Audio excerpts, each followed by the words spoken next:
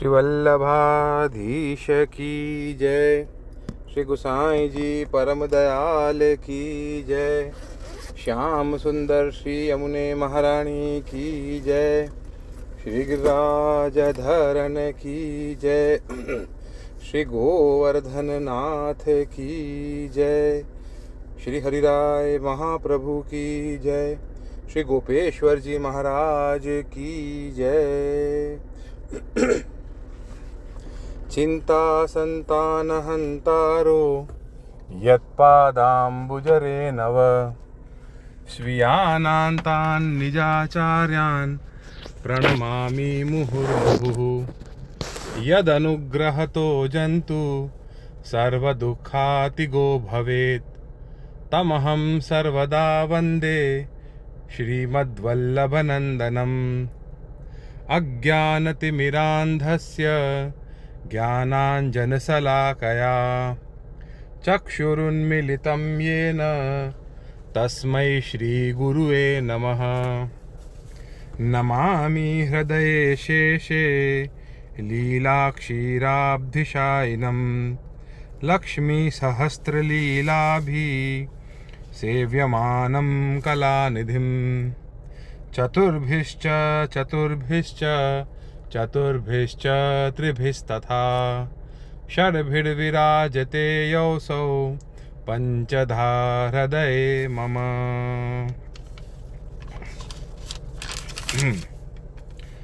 बड़े शिक्षा पत्र चौथा चल रहा है और चौथे शिक्षा पत्र में कल हमने तीसरा और चौथा श्लोक पढ़ा था और उन दोनों श्लोक में हमने ये पढ़ा था कि पुष्टि मार्गीय जो प्रीति है, जो भक्ति है, वो सर्वोपरि है और मर्यादा भक्ति जो है वो ठाकुर जी की जो मर्यादा भक्ति है, उस मर्यादा भक्ति में जो मर्यादा भक्त हैं वो ठाकुर जी का ऐश्वर्य जान के उनकी सेवा पूजा याचना अर्चना करते हैं और पुष्टि मार्गी जो भक्त हैं वो ठाकुर जी को तत्सुख का विचार करके क्षण क्षण में ठाकुर जी के सुख का विचार करके वो ठाकुर जी की सेवा करते हैं।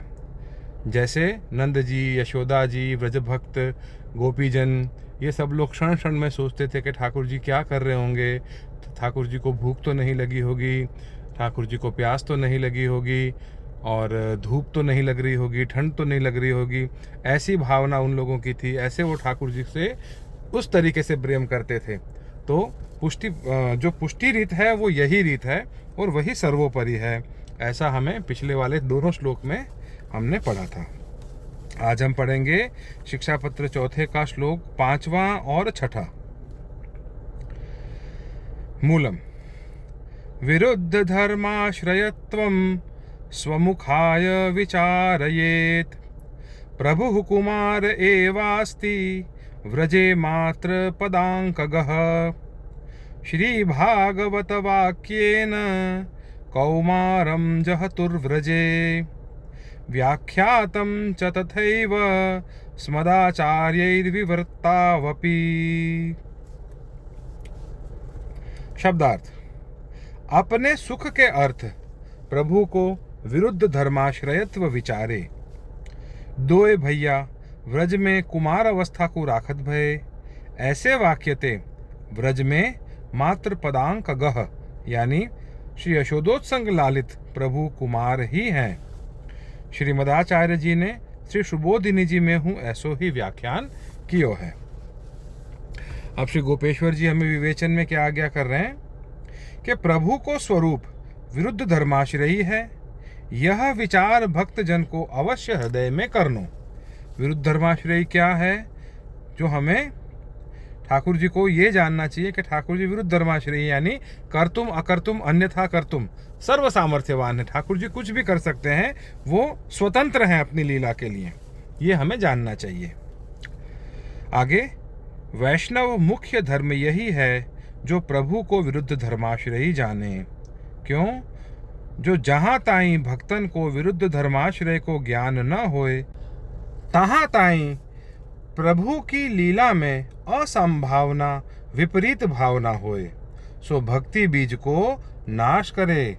ताको प्रकार कहत हैं, जो प्रभु की लीला में संदेह आवे जो दामोदर लीला में प्रभु की कटी छोटी सी और 2 अंगूरी को बीच अंतर, तामे यशोदा जी दाम जोरत जाए तो हु 2 अंगूरी घटे, सो कैसे। यहाँ पे क्या कर रहे हैं गोपेश्वर जी, हमें एग्जाम्पल दे के समझा रहे हैं कि ठाकुर जी की किसी भी लीला में हमें दोष बुद्धि नहीं करनी चाहिए, है ना। हमेशा ये सोचना चाहिए कि ठाकुर जी हैं, प्रभु हैं, आप जो भी चाहे वो कर सकते हैं, तो विरुद्ध धर्माश्रयी हैं, इस बात का तो हमें ध्यान रखना ही रखना है कि कर्तुम अकर्तुम सर्वथा कर्तुम, कर्तुम अकर्तुम अन्यथा कर्तुम सर्व सामर्थ्यवान है। इस बात का हमें हमेशा ध्यान रखना है। तो एग्जाम्पल क्या दिया है कि भाई ठाकुर जी को जब दामोदर लीला की थी, ठाकुर जी ने जब ठाकुर जी को यशोदा जी ने बांधा था रस्सी से, तो जब भी रस्सी से बांधने जा रहे थे वो रस्सी 2 उंगली छोटी हो जाती। यशोदा जी रस्सी बढ़ाते जा रहे थे, फिर भी 2 उंगली छोटी हो जाती। तो ये ऐसा कैसे हो सकता है भाई, ऐसा हमें नहीं सोचना चाहिए, वो तो ठाकुर जी हैं। ठीक है, तो आगे क्या कह रहे हैं, तो ऐसी दोष बुद्धि सो असंभावना और माखन के लिए प्रभु क्यों रुदन किए, कि भाई ठाकुर जी माखन के लिए, भाई क्यों रोएंगे ठाकुर जी माखन के लिए। ठाकुर जी को तो क्या माखन की कमी है, माखन की क्या किसी भी चीज़ की क्या ठाकुर जी को कमी है। ऐसा हम अगर सोचने लग जाएंगे और ठाकुर जी की लीलाओं का आनंद ही नहीं लेंगे तो फिर प्रभु की लीला हमें किस तरीके से आनंद दे सकेंगी। अगर हम ठाकुर जी को विरुद्ध धर्माश्रयी नहीं समझेंगे या विरुद्ध धर्माश्रयी का ज्ञान हमें ठाकुर जी में नहीं होगा, तो फिर ये सब लीलाएं तो हमें अतिशयोक्ति लगेंगी कि भाई भगवान होके माखन के पीछे भाग रहे हैं, भगवान होके बंध नहीं रहे हैं, या भगवान होके बंध रहे हैं, है ना। ऐसी सब चीज़ें हमारे दिमाग में आएंगी। इसलिए गोपेश्वर जी क्या आज्ञा कर रहे हैं कि ऐसी दोष बुद्धि हमें नहीं करनी चाहिए। आगे, माखन के लिए प्रभु क्यों रुदन किए, तथा मान आदिक लीला में प्रभु ऐसो दैन्य क्यों करत हैं। मान जाओ ऐसे क्यों मनाते हैं भाई, ऐसे। या भांति दोष बुद्धि आवे सो विपरीत भावना, यह दोष कब जाए जब श्री ठाकुर जी को विरुद्ध धर्माश्रयी जाने, यह मुख्य विचार वैष्णवन को कर्तव्य है। प्रभु कुमार 5 बरस के परम सुंदर श्री यशोदा जी के अंक में विराजित हैं और भक्तन को सर्व लीला को अनुभव करावत हैं। प्रभु की सगरी लीला नित्य है, आनंद रूप है। जैसे प्रभु आनंद रूप नित्य हैं, तैसे ही प्रभु की लीला है, सो आगे वर्णन करत हैं। ठाकुर जी आनंद का स्वरूप हैं और प्रभु की लीला भी आनंद रूप है। अगर प्रभु की लीला का हमें अनुभव करना है, प्रभु की लीलाओं के गुणगान का अनुभव करना है, उनकी लीलाओं को देख के या उनकी लीलाओं का गुणगान करके आनंद की प्राप्ति करनी है, तो हमें मन में हमेशा यही भाव रखना है कि ठाकुर जी विरुद्ध धर्माश्रयी हैं, कर्तुम अकर्तुम अन्यथा कर्तुम सर्व सामर्थ्यवान है। आगे, श्रीमद् भागवत में नित्य लीला कहे हैं, जो कुमार लीला व्रज में राखी के पौगंड किशोर वय की लीला किए। कौमारम जहतुर व्रजे, यानी व्रज में कुमार अवस्था को राखत भय। तो ठाकुर जी ने क्या विचार किया कि व्रज में जब तक विराजे तब तक ठाकुर जी कुमार अवस्था से ही विराजे। तासु मनुष्य को बालपनो गए पीछे, फेरी बालपनो या जन्म में एक दिन हो न आवे। और श्री ठाकुर जी की सगरी लीला नित्य है। बाल अवस्था में किशोर लीला करत हैं, किशोर अवस्था में बाल लीला करत हैं। ऐसे विरुद्ध धर्माश्रयी प्रभु को जानने। ताहिते श्री भागवत में श्री सुखदेव जी कहे हैं, कुमार लीला राखी दूसरी लीला किए। यह श्लोक के व्याख्यान श्री आचार्य जी महाप्रभु निबंध सुबोधिनी जी श्री भागवत के अर्थ की 7 रीत सो एकता करी। तामे सुबोधिनी जी में वाक्यार्थ, पदार्थ, अक्षरार्थ ये 3 अर्थ और निबंध में शास्त्रार्थ, स्कंधार्थ, प्रकरणार्थ और अध्यायार्थ मिलके 4 अर्थ, ऐसे 7 रीत सो एकता करी है। पदेक्षरे एकार्थम सप्तधा जानन विरोधेन मुच्यते। तो क्या बताया गया है यहाँ पर कि श्री महाप्रभु जी ने भी जो कुमार लीला के बारे में सुखदेव जी ने श्रीमद् भागवत में कहा है, तो श्री महाप्रभु जी ने निबंध सुबोधिनी जी में भी 7 तरीके से उसका अलग अलग भाव, उसके अलग अलग अर्थ श्री महाप्रभु जी ने बताए हैं। सप्तार्थ विवेचन करके किए हैं, जो नित्य लीला ठोर ठोर संपादन किए। ताही भांति श्री आचार्य जी महाप्रभु पुष्टि मार्ग में सेवा प्रकट किए, जहाँ में वर्ष के जन्माष्टमी, दान, रास, होरी, फूल मंडली, हिंडोरा सब नित्य लीला को अनुभव साक्षात होत है। या भावते वैष्णव नित्य लीला को भेद यानी अभिप्राय जानी स्मरण भजन करे। बहुत सुंदर बात श्री गोपेश्वर जी हम लोगों को यहाँ पे बता रहे हैं कि जैसे ठाकुर जी ने व्रज में जितनी भी लीलाएं की हैं, वो जितनी भी लीलाएं हैं वो नित्य हैं। नित्य का मतलब यहाँ पे क्या बताया गया कि वो लीलाएं कभी खत्म नहीं होती, वो लीलाएं हमेशा चलती रहती हैं। इसीलिए श्री महाप्रभु जी ने पुष्टि मार्ग में ठाकुर जी की जो सेवा रीति है, उन सेवा रीति में भी प्रभु की नित्य लीलाओं को ही उसमें आवरण ठाकुर जी श्री महाप्रभु जी ने उसको किया हुआ है, वर्णन किया हुआ है। कैसे किया हुआ है कि हम पूरे वर्ष के उत्सव मनाते हैं, जन्माष्टमी का उत्सव, दान का उत्सव, रास का उत्सव, होली, फूल मंडली, हिंडोला, ऐसे बहुत सारे उत्सव हम पूरे वर्ष में मनाते हैं। नित्य नित्य नौतन नए नए उत्सव, हमें हर साल वो उत्सव लगते हैं, हर साल वही उत्सव आता है, लेकिन हर साल उसमें हमें कुछ न कुछ नयापन लगता है। इसी को नित्य नौतन लीला ठाकुर जी की है वो कहा जाता है। तो ठाकुर जी की लीला जो है वो नित्य है, और वही नित्य लीला वैष्णवों को सेवा के द्वारा श्री महाप्रभु जी ने बताई कि आपके घर में ठाकुर जी की सेवा विराजे, और वो ठाकुर जी आपके माथे जब पधारें तो उन ठाकुर जी को आप ऐसे आनंद दो, इतना आनंद दो जैसे व्रज भक्त देते थे, जितना व्रज भक्त गोपीजन उनको आनंद देते थे। इस आनंद की भावना से ही श्री महाप्रभु जी ने इस भक्ति मार्ग की, इस पुष्टि मार्ग की स्थापना की है कि प्रभु को आनंद देने वाले हम वैष्णव ही हैं, प्रभु को आनंद देने वाले ये गोपीजन ही हैं। उनके अलावा ठाकुर जी को और कोई आनंद नहीं दे पाया। तो प्रभु के आनंद की जो सीमा है वो गोपीजनों के अलावा उस सीमा तक कोई नहीं पहुंच पाया। इसलिए प्रभु जो हैं वो व्रज भक्तों के, गोपीजनों के ही वश में हैं और सदा उनके ही वश में रहते हैं। तो अपने घर में भी अगर हम ठाकुर जी की सेवा कर रहे हैं तो अपने घर में भी वही व्रज लीला का भाव, वही व्रज हमारे घर में भी है, वही यशोदोत्संग लालित ठाकुर जी हमारे घर में भी विराज रहे हैं। तो हमारे घर के ठाकुर जी जो हैं वो ही सर्वोपरि हैं और उनकी सेवा ही हमारे लिए सर्वोपरि है। वो ठाकुर जी जो नित्य लीला सहित हमारे घर में विराज रहे हैं। अब आप सोचो कि वो ऐसे ठाकुर जी, ऐसे प्रभु जो व्रज भक्तों के लिए सारस्वत कल्प में पधारे थे, व्रज भक्तों को आनंद देने के लिए पधारे थे, ऐसे ठाकुर जी श्री महाप्रभु जी ने हमारे घर पे पधरा दिए और हमें क्या आज्ञा करी कि आप इनकी सेवा करो। और ये आपके सारे जितने भी आप की इच्छाएं हैं या मन में जो भी आप लोगों को चाहिए, वो सारे ये ठाकुर जी जो हैं हमारी इच्छाएं पूर्ति करते हैं। और आप एक बात सोचो, जब प्रभु का साक्षात्कार ही हमें हो गया, साक्षात प्रभु ही हमारे घर में पधार गए, वही व्रज लीला का स्वरूप, वही यशोदोत्संग लालित अगर हमारे घर में पधार गए और उनके साथ हम नित्य लीला के भाव से सेवा का प्रकार भी हम कर रहे हैं, तो इससे ज़्यादा या इससे बड़ी और कोई इच्छा किसी की क्या हो सकती है कि हम ठाकुर जी को आनंद दे सकें।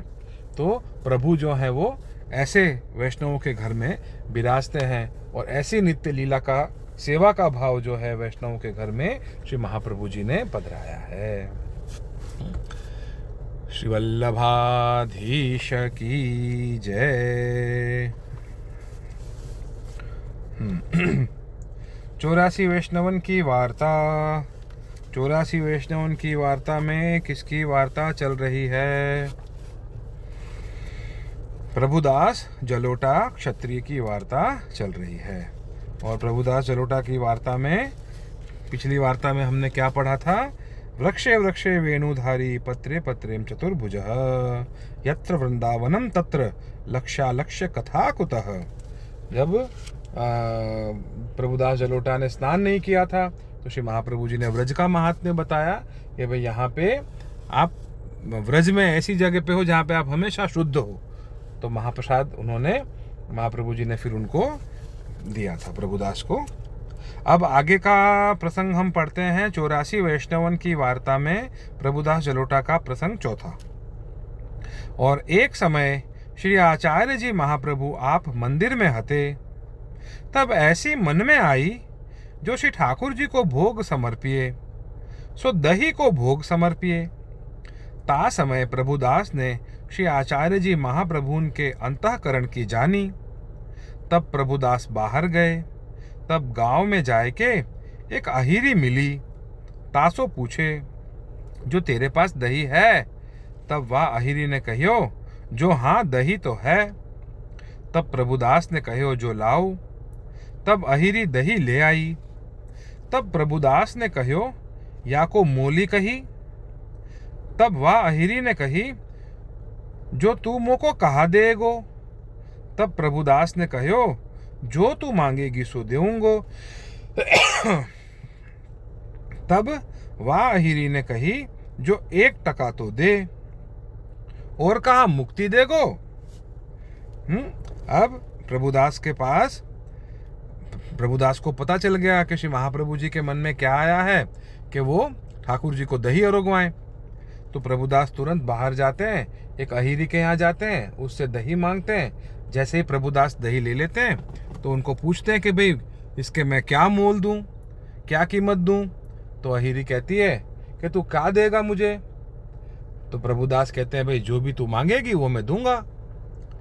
तब अहिरी कहती है, चल 1 टका दे दे, और क्या मुक्ति देगा? ऐसे उसको अहिरी जो है वो उनको प्रभुदास को कहती है कि 1 टका दे दे। ठीक है, मतलब हम समझ लो 1 रुपया दे दे, 1 रुपया दे दे, उसके अलावा क्या तू मुझे मुक्ति भी दे देगा? ऐसे वो प्रभुदास को कहते हैं। तब प्रभुदास ने कही, जो यह तो टका ले, और तो को मुक्ति हु दीनी। तब वह अहिरी ने कही, जो तू मोको लिख दे, जो मुक्ति दीनी। तब प्रभुदास ने लिख दीनी और दही लेके घर आए। अब क्या किया प्रभुदास ने? 1 टका तो दिया उसको, और साथ में ये भी कहा कि 1 टका भी ले, और तुझे मैंने मुक्ति भी दे दी। तो वह अहिरी कहती है, मुझे लिख के दे कि तूने मुझे मुक्ति दी। तो वो लिख के दे देते हैं। फिर प्रभुदास दही लेके वापस यहाँ पे आ जाते हैं, घर पे आ जाते हैं। सो दही भीतर दियो। तब श्री आचार्य जी महाप्रभु ने वह दही भोग समर्प्यो। सो श्री ठाकुर जी अरोगे। सो वह दही अति स्वाद भयो। पाछे श्री गुसाई जी जब सांझ के समय दर्शन को आए, तब यह बात श्री आचार्य जी महाप्रभु सो कही, जो महाराज प्रभुदास ने दही के ऊपर मुक्ति दीनी, सो लिखी आए। तब श्री आचार्य जी महाप्रभु ने प्रभुदास सो पूछी, जो प्रभुदास वह दही अति स्वाद भयो हतो, सो तेने वाको मोल कहा दियो। तब प्रभुदास ने कहो, जो महाराज वह अहिरी ने 1 टका और मुक्ति मांगी, सो 1 टका और मुक्ति दीनी। तब श्री आचार्य जी महाप्रभु ने कहो, जो तेने कछु न दीनो। तब प्रभुदास ने कही, जो महाराज हूँ कहा करूं, जो मुँह पे मांगे हो तो सो दीनो, जो भक्ति मांगती तो भक्ति दे तो। पाछे वह अहिरी की सखी ने कहो, जो तो को तो ठग लीनी। तब वह अहिरी ने सखी सो कहो, जो तू कहा जाने, ये बड़े भगवत भक्त हैं, इनको वचन सत्य है। तब कितने एक दिन में वह अहिरी की देह छूटी। तब यमदूत आए, इतने में विष्णुदूत हुआ आए, सो आपस में झगड़न लागे। तब यमदूतन सो विष्णुदूत ने कही, जो याको तो श्री आचार्य जी महाप्रभु के सेवक प्रभुदास ने मुक्ति दीनी है, सो कागज या की साड़ी की खूंटते बंध्यो है। सो यह बात अहिरी के सगे सहीदरन ने सुनी, पर ये आँखी न देखे। पाछे वह अहिरी को विष्णुदूत ले जाने लगे। तब वह अहिरी ने विष्णुदूत सो कहो, जो मेरी सखी को दर्शन देऊ, वाको अविश्वास है। पाछे विष्णुदूतन ने वाको दर्शन दीनो। तब वह कहन लागी, जो मोहू को ले जाओ। तब विष्णुदूत ने कहो, जो हमारे हाथ में कहा है, हम तो आज्ञाकारी हैं, ताते तू प्रभुदास सो कही। तब वह सखी प्रभुदास के पास आई। तब प्रभुदास ने वाको श्री आचार्य जी महाप्रभु के पास नाम दिवायो। तब वाहु को कार्य भयो। पाछे विष्णुदूत वा अहिरी को ले गए। तब वा की मुक्ति भई। पाछे वा अहिरी के सगे कुटुंब ने वा की साड़ी के खूंटते कागज खोली के देखियो। तब बाँची के रोवंते रहे। सो प्रभुदास को श्री आचार्य जी महाप्रभु की कृपाते ऐसी सामर्थ्य हती। सो वे प्रभुदास बड़े भगवदीय हैं, ताते इनकी वार्ता कहाँ ताई लिखिए। तो ये प्रभुदास की वार्ता थी, जिनने अहिरी को दही के बदले में मुक्ति दे दी। अब जब उस अहिरी की देह छूटी तो उसको यमदूत लेने आए और साथ में विष्णुदूत भी आए। तो यमदूत कहने लग गए हम लेके जाएंगे, विष्णुदूत ने कहा हम ले जाएंगे। दोनों आपस में लड़ने लगे। तो विष्णुदूत ने कहा कि इसको श्री महाप्रभु जी के सेवक ने मुक्ति दी है, और वो भी कागज पे लिखी हुई है, देख इसके साड़ी के खूंटा में बंधा हुआ है। तो ऐसे करके उसको मुक्ति मिलती है। और वो जो उसकी सखी होती है अहिरी की, उसके लिए भी वो अहिरी कहती है कि इसको अविश्वास है, इसको तुम आप दर्शन दो, विष्णुदूत को कहती है। तो विष्णुदूत उसकी सखी को भी दर्शन देते हैं और कहते हैं कि भाई इसको तो मुक्ति मिली है। तो वो सखी कहती है तो मुझे भी लेके जाओ। तो वो कहते हैं हमारे बस में कुछ नहीं है, हम तो आज्ञाकारी हैं, तुम प्रभुदास के पास जाओ, वही तुम्हें मुक्ति देंगे।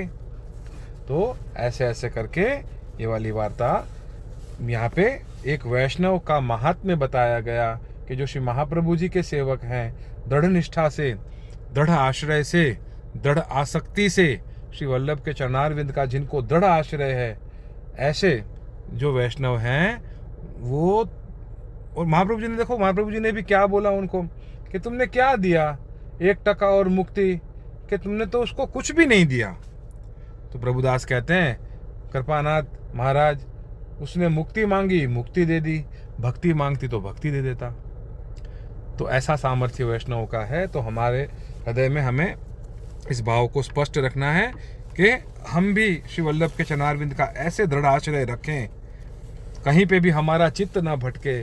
दृढ़ आश्रय मतलब दृढ़ आश्रय, जो श्री वल्लभाचार्य जी ने हमें कह दिया बस वही हमारे लिए पत्थर की लकीर, जो आपने आज्ञा करी, जो आपने सिद्धांत बताए वही हमारे लिए पत्थर की लकीर, और वही हमें उनके अक्षरशः उनके जो आज्ञा है उसका हम जब पालन करेंगे तब हम देखेंगे कि हम अपने आप को श्री वल्लभाचार्य जी के चरणारविंद का दृढ़ आसक्ति वाला जीव मान पाए। तो ऐसी आसक्ति हमारी भी होनी चाहिए। चलो 252 वैष्णवन की वार्ता।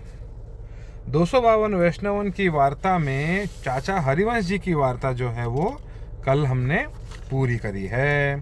चाचा हरिवंश जी की वार्ता में श्री गोसाई जी जो कहते हैं उनको कि चाचा हरिवंश जी ऐसे ही हैं जैसे श्री वल्लभाचार्य जी के लिए दमला जी थे, दामोदर दास हरसानी जी थे, ऐसे ही चाचा जी गोसाई जी के लिए थे कि वो भूतल पे बालकों को मार्ग की परिपाटी समझाने के लिए रुके हुए थे, और उनके द्वारा ही सभी बालकों ने गोकुलनाथ जी, रघुनाथ जी, यदुनाथ जी, घनश्याम जी, इन सब बालकों ने पुष्टि मार्ग की रीति सीखी। और आज हम लोगों को ये सब चीज़ें आप प्रकाशवान करके और हमें बताते भी हैं।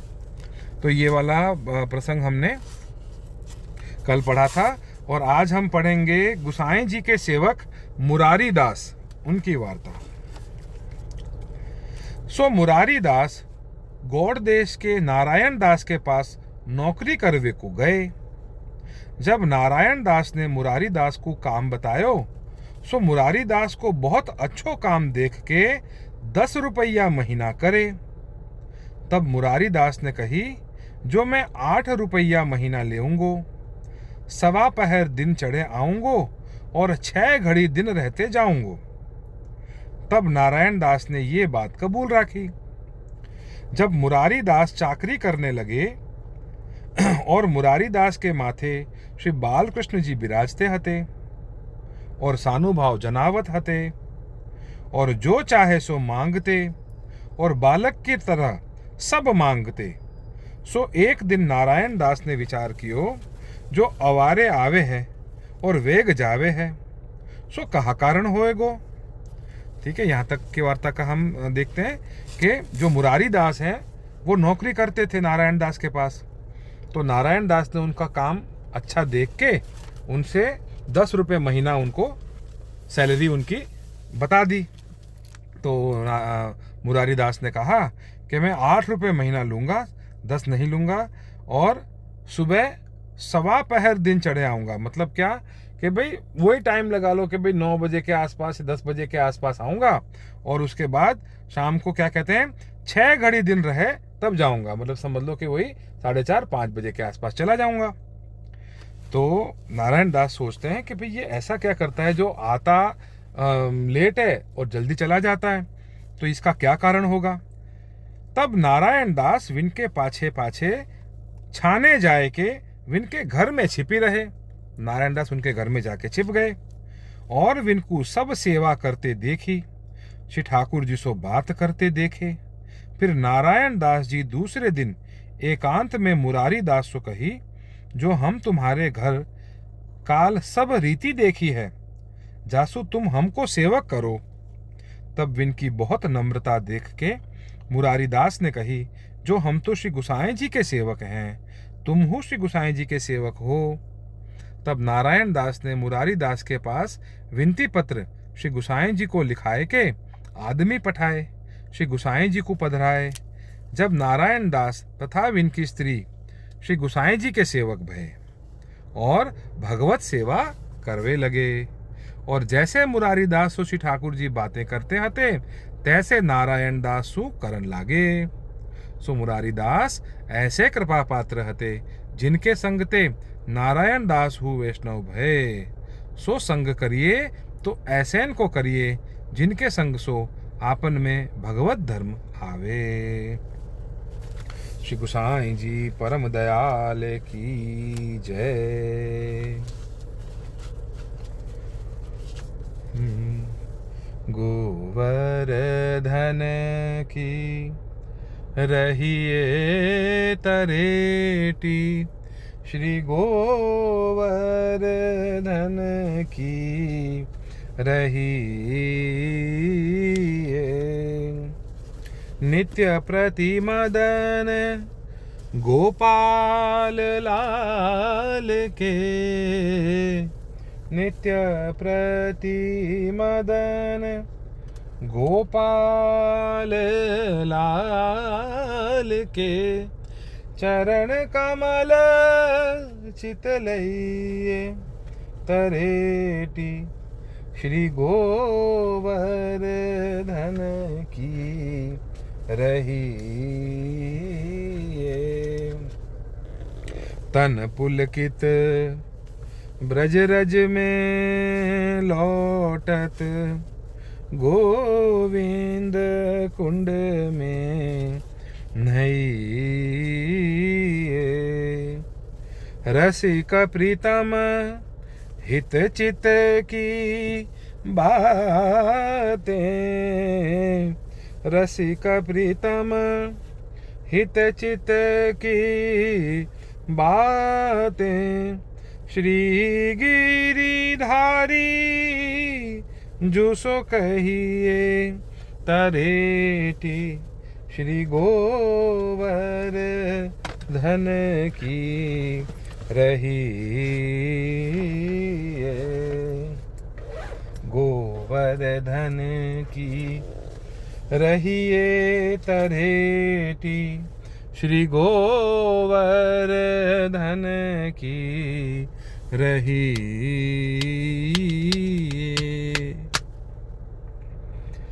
मेरे तो तुम हो श्री वल्लभ स्वामी, मेरे अंतर की जानो अंतर्यामी। तुम सरखो नहीं दीन दयाल, मो सरिखो नहीं कामी। रसिक कर जोड़ विनती करे, चरण शीश नामी। एक पलक जो रहिए वृंदावन, एक पलक जो रहिए। जन्म जन्म के पाप कटत हैं, जन्म जन्म के पाप कटत कृष्ण कृष्ण मुख कही ये वृंदावन एक पलक जो रही महाप्रसाद और जल यमुना को तनक तनक भर लइए सूरदास वैकुंठ मधुपुरी सूरदास वैकुंठ मधुपुरी भाग्य बिना कैसे पइये वृंदावन एक पलक जो रही एक पलक जो रहिए वृंदावन एक पलक जो रही।